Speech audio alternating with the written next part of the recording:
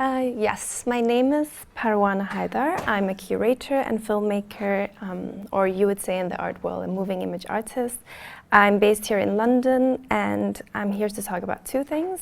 An arts collective that I work in called Afghan Visual Arts History Collective, as well as my own practice and a film that I'm working on, a work in progress.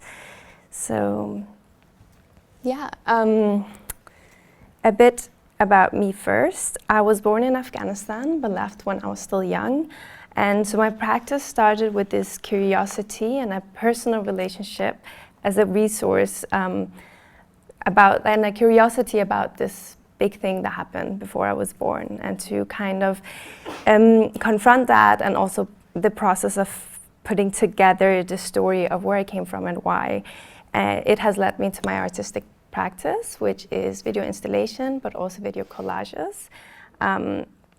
Although I have directed my own shorts, as you can see on this slide, this is one of my films that was exhibited in Germany, and it's about intergenerational conversation between a mother and a daughter.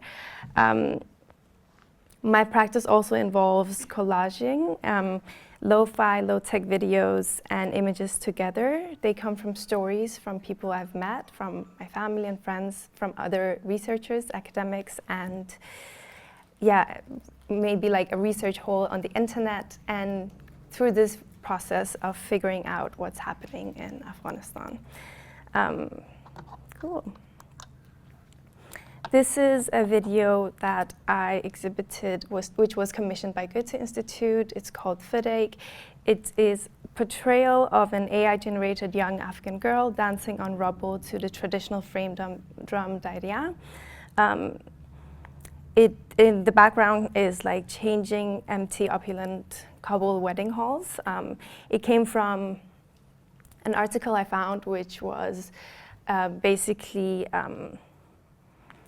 I mean, at the time, wedding halls was the only booming industry in Kabul post-2021.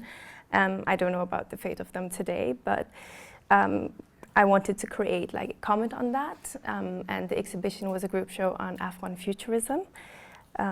This was exhibited in Berlin and in Weimar.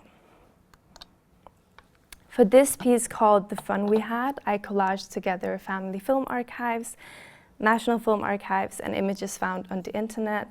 The video is an audiovisual collage commenting on experience of disconnect that comes from displacement. I use sound and music and sampled together archival footage as well. Red Spring is a video installation that takes takes use of the National Film Archives from Afghanistan.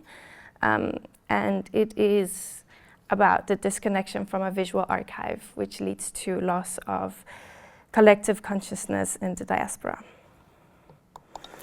As a curator, I work in Afghan Visual Arts History Collective. We're all art professionals, and we've been lucky to work with many different kinds of people. It's kind of started as I think we all felt like a lack of sustained interest from the art world in Afghanistan.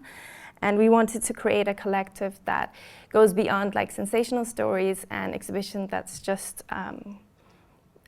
that comes from, I guess, like when there's a conflict that arises in Afghanistan, that's when people or exhibitors or curators start to find interest in Afghanistan, and we wanted to create something more long-term.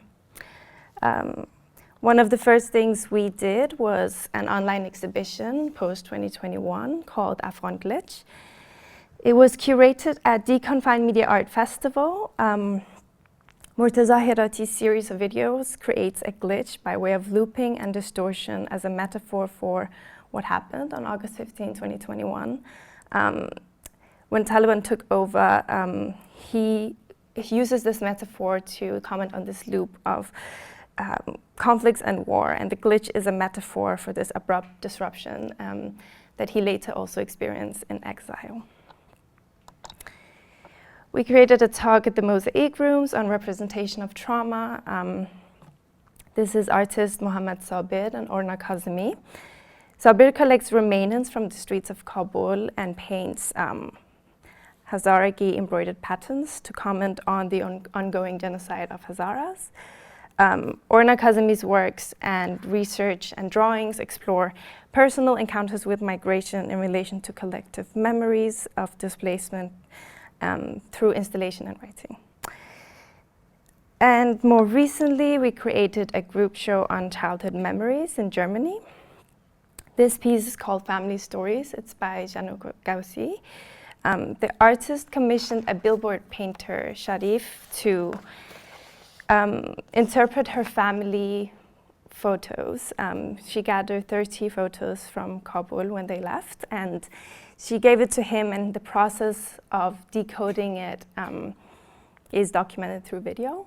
He's like interpreting the photos and telling the stories of the family, and then making oil paintings of them. In this group show, I also exhibited some work. This installation of mine is about childhood memories, and you can see on the right, I guess on your right, kind of like a plate that was evoked a childhood memory for many Afghans. Here you can see Tamina Ahmadiyar, an Afghan artist, painted this plate as part of her contribution to the group show. In one of the curated tours of the exhibition, I met a woman who told me that her family owned a porcelain shop where they had hand-painted this design and sold it to a small elite in Kabul. Since the war, her family had to close down the shop and flee the country. The design of the plates were taken up by a Chinese manufacturer and mass-produced and sold to Afghans in thousands, Afghan families in thousands. So today, many Afghans have this design in their homes, but unaware of the original, where it came from and the original story behind it.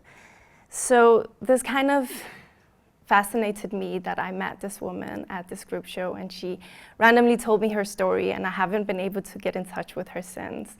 And it reminded me of a saying, an Afghan saying, Zeri Kasa Nim Kasaya. It means that behind a story is a different story, and there's more to an object than you might think. So I kind of began this process of collecting similar stories that have multiple layers, and your relationship to them change over time. So this leads me to my film, Control Z.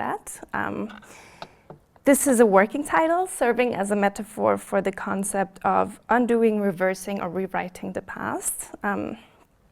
It's a collage film that stitches together oral histories and socio-political realities with the personal to form like a fragmented narrative.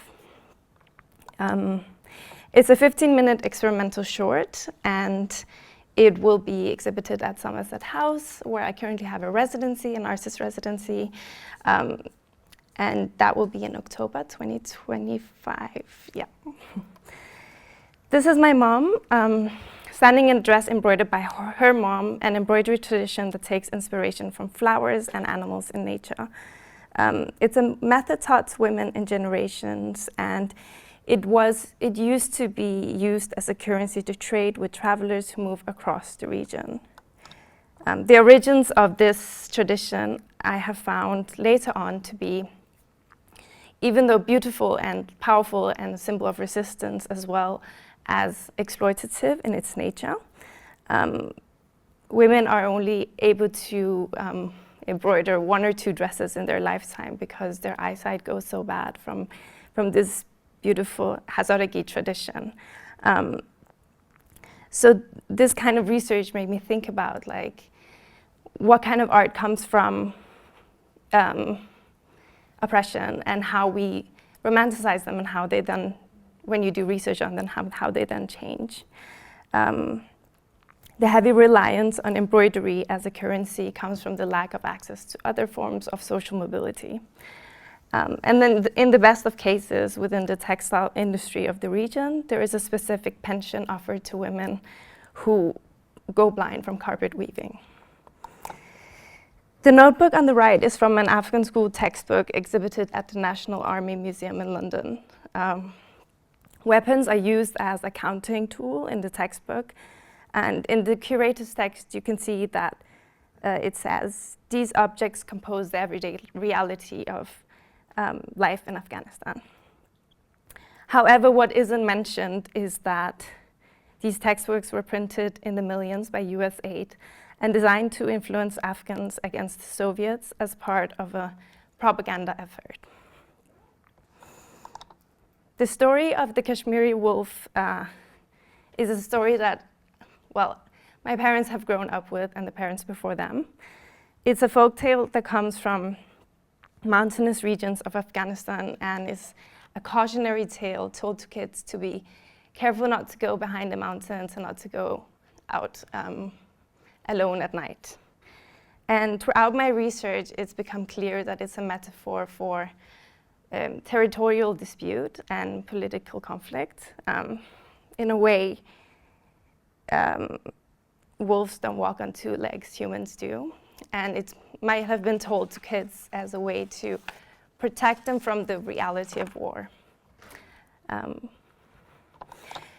So in a DIY academic style, the poetic narration of this film zigzags from the personal, the historical, and the political. And to illustrate it visually, I want to show this clip behind, which is like a big reference for me. It's Glass Life by Sarah Swinar, who also works within collage and photography. Could you play it, please? We return